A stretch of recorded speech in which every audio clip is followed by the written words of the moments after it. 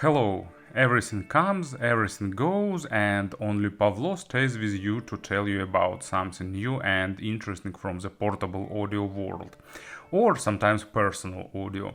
And today we'll be talking about portable, new, and interesting. It's FiiO FX15, and by new naming conventions, it's F means in-ear monitors, X means that it's a new lineup, it's triple hybrids or tribrids with electrostatic drivers, and 15 means that it's first model and in this line, and it's like 5, it's mid segment, so probably there can be FX17 or 19 or like 13, 11, but I'm not sure will there be some like affordable models or not. Anyway, here used unusual driver schema. It's single dynamic driver, single balanced armatures, and 4 electrostats. And that differs from the widespread schema for tribrids with electrostatic drivers, because usually for for the price from $450 to $600, you're getting dynamic drivers, at least 2 balanced armatures, sometimes more, and 2 electrostatic drivers. But FiiO decided that they want to push the capabilities of that electrostatic drivers even further. And the main issue with these drivers is that they have really low sensitivity because they need that boosting adapter, and that causes them being inefficient. So FiiO's idea here was to take quadruple drivers for the electrostats to allow them to give more air pressure, and also reduce the overall earphone sensitivity and use just one balanced armature so it won't shadow electrostats much, and single dynamic driver also tuned to be not bass boosted or bass forward. But more about the sound and what that gave we'll talk later in this review. And they set the price $800, but for now on the FiiO's AliExpress it's available for $750. Not sure what is the correct price, but anyway, let's have a closer look. So package is pretty simple but nice looking. It's a step away from FiiO's traditional design, but for FiiO's previous packages design, but still it has some similarity. Black color, as you can see, actually this outer cover gather fingerprints, but it has that patterns that are used on the earphones. As usual, FiiO didn't print any technical specifications on the box, but they are super vocal about their product, so on their website, link will be in the description, you can get tons and tons of information, like all the design ideas described, all solutions described, and stuff like that. Also, they are recently started posting super interesting videos on their YouTube channel with disassembly of some of their electronic products and so on. So they are really active and really open about their design ideas. So let me take everything out, so we'll see what we have here. So first is that earphones themselves in this plastic tray. Actually, this time they use really deep grooves for these cables, and it required some effort to pull them out, so I'm not pushing them back completely because it's a bit harder. As also traditionally for the FiiO products, even much more affordable ones, and even not mentioning the expensive like this, they offers big set of tips, different types: bass, vocal forward, double flange, as usual balanced, and forms. So nice set of tips and good organizer. I like good organizers for tips. It doesn't cost much expenses to manufacture, but at the same time it really much better than ton of bags with different tips inside. Also traditional for FiiO case for storage of earphones, and some other fancy accessories. So this magnet organizer to hold the cable when you just carry them with you somewhere. Really strong magnet here, and also a bit sticky. So you can wrap cable and then clip it with magnet. This tool to disconnect MMCX, really recommend you to use with any earphones you own. Replaceable cable, so it's actually what we've got. It's it's regular 3.5mm 3P, and also you're getting Pentagon. So everyone is hinting that 2.5mm is in the past. Also we've got cleaning tool with that sharp peak on the other side. It's protected by this small silicone tube, so I won't pull it off, but most likely it's created to flip this tiny switch. About the switch we'll also talk a bit later. Also, if that set of tips is not enough for you, FiiO can offer you some more. So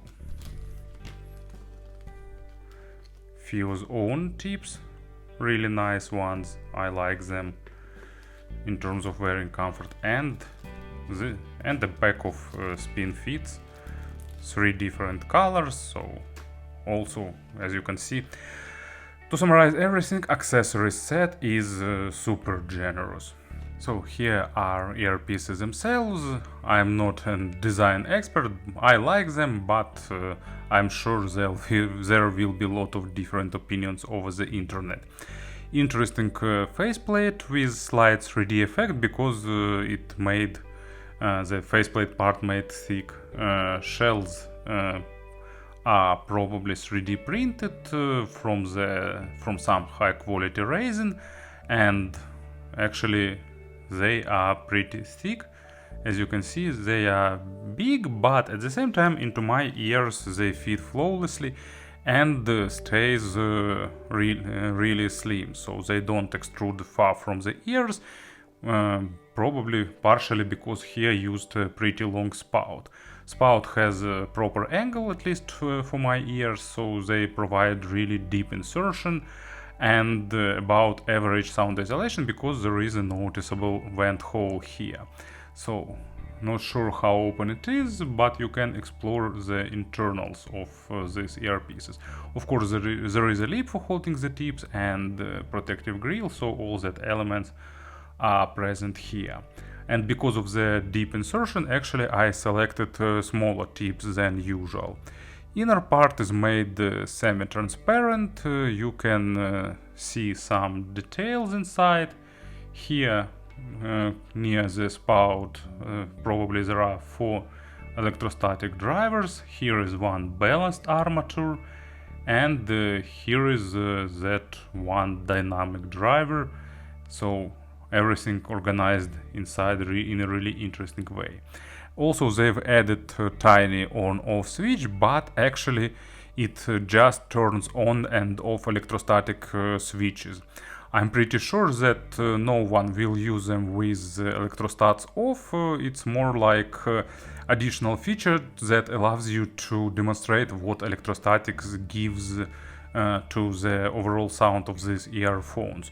Like FiiO decided to showcase electrostatic drivers at their full potential, so you can turn them off, listen to this model, which became actually just well-tuned hybrid model without extended treble, but then you can turn them on and enjoy like much more present treble, but actually more about the overall sound later in this review.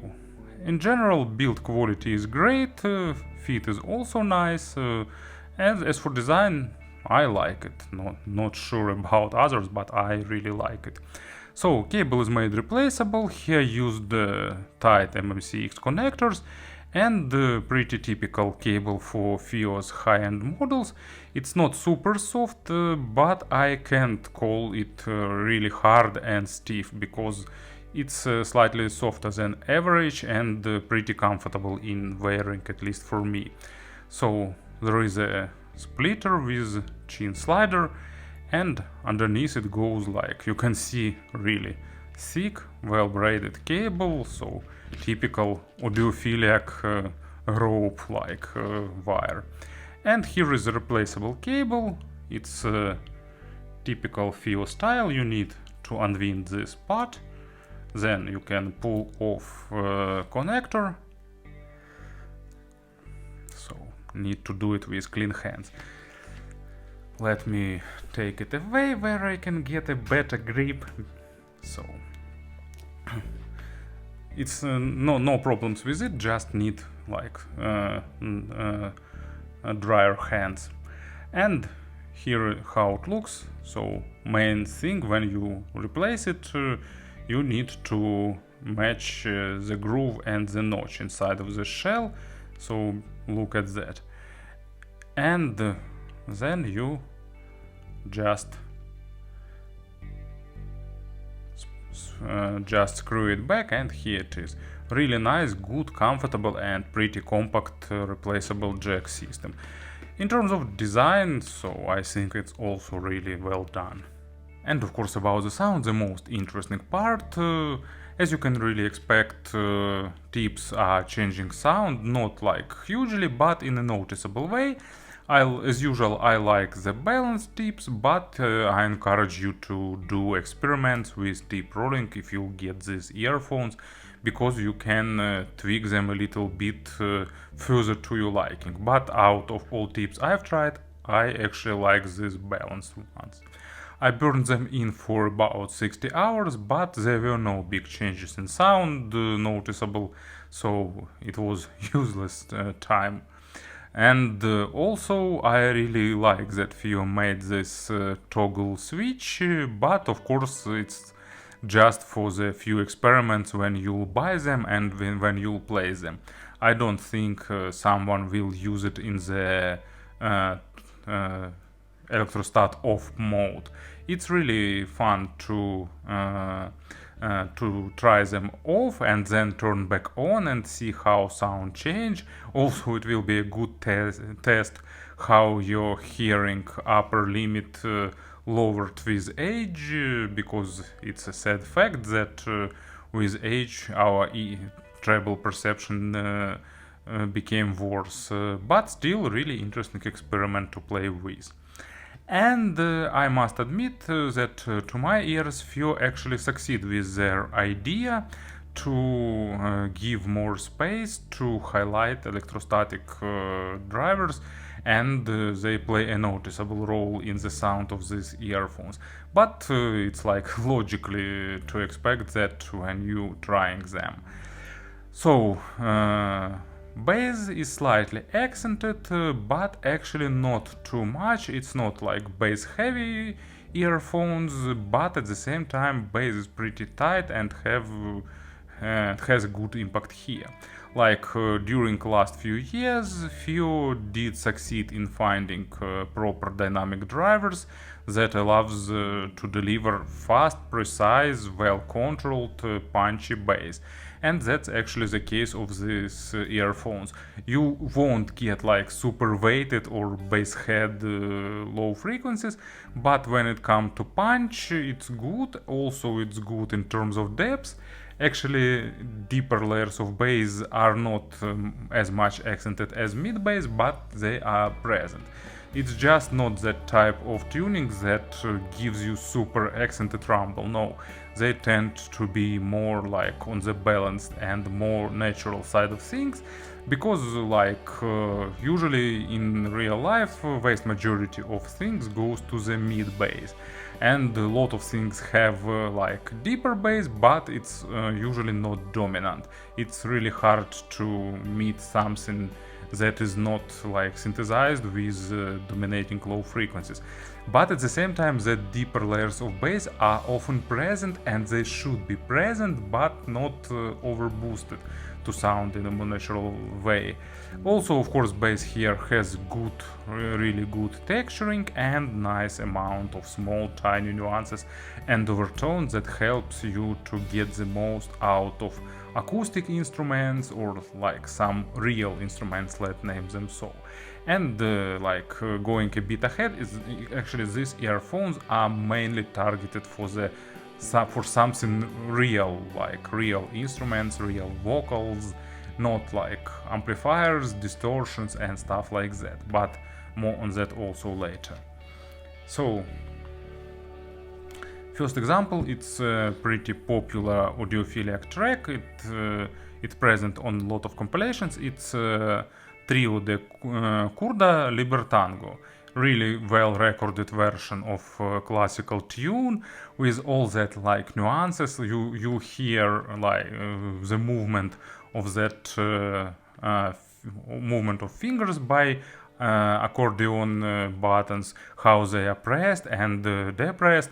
Also, of course, here present acoustic bass. It's a bit shifted towards right channel and it's not dominating because main focus made on that accordion, and acoustic bass is still present. And you know, it's like I've seen on YouTube video why bass is important in the heavy metal music, and usually it's hard to accent on the bass in a lot of classical heavy metal, but when it's absent you like starting to hear everything in a different way. And I've seen on YouTube video where they turn off bass in the heavy metal and then return it back, and while you listening to normal track you can't point on the bass, but when it's absent you getting like much thinner sound, not that engaging and lively. And same here, like bass here is not dominating, it's not super present, but when it's lost it's like became a different tune with more focus on that accordion and other instruments. What I'm trying to say, these earphones deliver that bass nicely, and overall perception of the track is really good and full-bodied. And of course, good mids and treble also really play a great role for this track. But then I decided to try something bass oriented, and it's extended edit of Beat It by Michael Jackson. You know, really good example of like synthesized bass from the past, where it was where used some good samples, where often used some real instruments to play bass. And on this track we're getting that famous intro with bass, and of course lot of bass presence in the overall mix.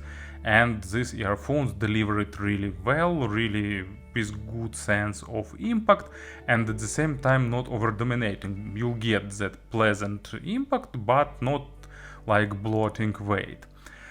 And overall they are really good in terms of coherence, so transitions between different driver types are almost unnoticeable. And also thanks to the good mids and treble you'll get the rest of instruments in a nice way. So despite of what people discussed based on frequency response plot, I really like that there are a lot of discussions about driver types used here, and a lot of people make conclusions about the sound, or like judging sound by frequency response. So despite of that frequency response, mids are present, they are not sound like rollback, they have nice balance, and upper mids can be lacking a bit of emphasis, but at the same time it's not too much, and it's more like matter of preferences. A lot of people like that upper mids boost. Here it's also present but not as dominant as in traditional earphones. So mids have good resolution, but not trying to be focused on the micro contrast, not to be trying to sound thin and super analytical. Sometimes they have a tiny bit of added weight, but not on all tracks, depending on the record. Mids have good dynamics and nicely represent emotions. Not super critical in terms of quality about the mids, but treble is super critical, and we'll talk about that also a bit later. Imaginary stage, for me, like, stage is subjective, but for me it's like really big holographic, like almost on the level of some flagship in-ear monitors, or even surpassing some models that I've tried that are not like building the biggest stage. So a lot of air thanks to the electrostatic drivers, a lot of presence, a lot of small nuances, and that all came as a really big stage, when of course source and record quality allows that. But let's talk about examples. First one is Crazy Train by Postmodern Jukebox, and that's an example of cover that doesn't leave anything from the original except of tune and the lyrics. But it's great performance with nice female vocal, with great arrangement, and of course here used a lot of different instruments because it covers in like classical swing and jazz style, and all that instruments and as well as vocal requires good performance in terms of mids, and these earphones deliver that. And second example, it's Red Hot Chili Peppers, Getaway, and mainly I choose them because of that percussion simulation on the beginning with voice. It sounds super cool with these earphones, and also bass line sounds nice, vocal, so a really good match for the Red Hot Chili Peppers overall tuning of these earphones. And treble, main star of this show, so keep in mind, if you don't like treble, you probably won't like this model. It's not like because of it sounds harsh or like sibilant, no, it's pretty nicely balanced here, but because treble here is present, it's energetic, and it has like noticeably higher than average extension with a lot of highlighted decays. It's like, my first impression was, because when I try them, it's like, wow, what a good decays. And I listened to Bach Fuga in D minor, Toccata and Fuga in D minor, and that record that I used as an examples in the past. So like, and after that powerful chords on the organ, there are pauses, and it's saturated with lot of nuance decays, and that decays good earphones play them, but not as highlighted and as noticeable as these ones. And this decays like shifting your perspective, because usually that toccata is perceived like some chord pause, and that fast part. Sorry, I'm not good in musical terms. They all have some names, of course, then some power chord, pause, and so on. But with these earphones, that pauses are saturated with sound of decays and nuances. Of course, great layering. Lot of that treble overtones go high to the high frequency area, and that trails of different instruments are nicely separated, and you can distinguish that instruments by their overtones. They're getting more timbre richness, and also that gives you airness, that gives you bigger stage, they give you that sense of the room. It's a typical feature of high-end earphones, and here we're getting it with more affordable models, so like really enjoyable treble. Well, at least to my ears, you know. So let's go for some examples. First one is Routine by Steven Wilson. Not everyone likes Steven as a performer, but everyone likes him as an acoustic engineer that creating great remixes of old classical rock albums. If I'm not mistaken, he recently released some remixes of Mason solo work, so I need to check them out. And this track is like 9 minutes epic from his solo album Hand Cannot Erase, and during this track there are a lot of different things like slow intro, some airy acoustic guitars, some hard part with distortion, some different vocals, sometimes like screams, not like black metal screams, but like more musical types of the screams that matching the whole melody. So fast passages, slow passages, like saturated with different stuff, and it requires good treble performance, and these earphones definitely deliver that.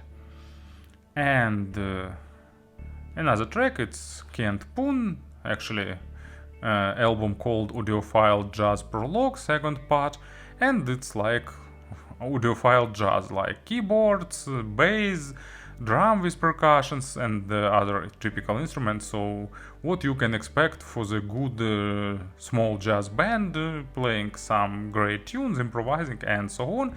All that recorded really well, really clean record, like because Libertango was on purpose was made like dirty sounding with all that real nuances. This record is really clean and nice and well mixed, mastered, and so on, and it also requires good treble performance, which these earphones deliver.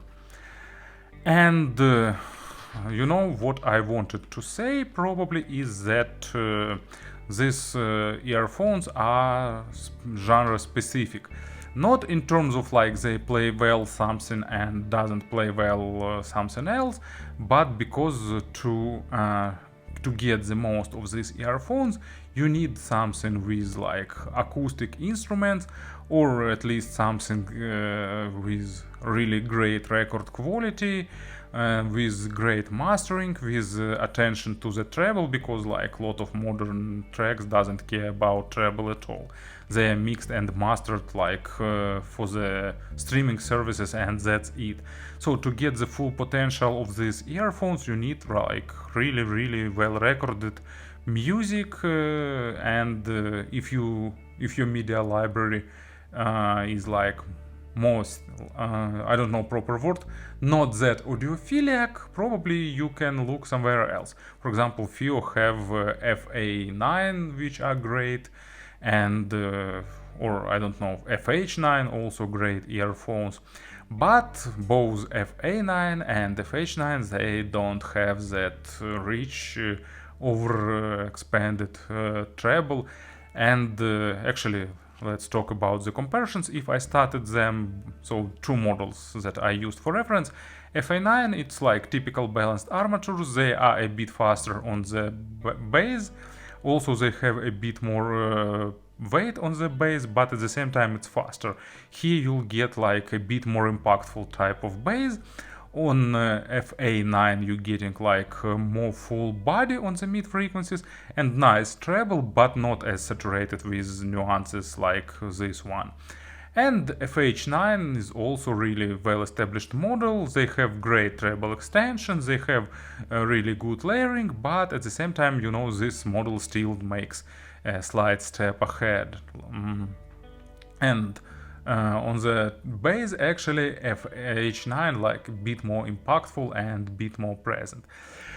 Speaking about the pairings, of course, they are less sensitive than common IEMs, but like any modern player with like I don't know 250 milliwatts will drive them properly in terms of power, but at the same time you will need something that will drive them properly in terms of treble presence, in terms of technical nuances, and so on. So FiiO created really interesting model.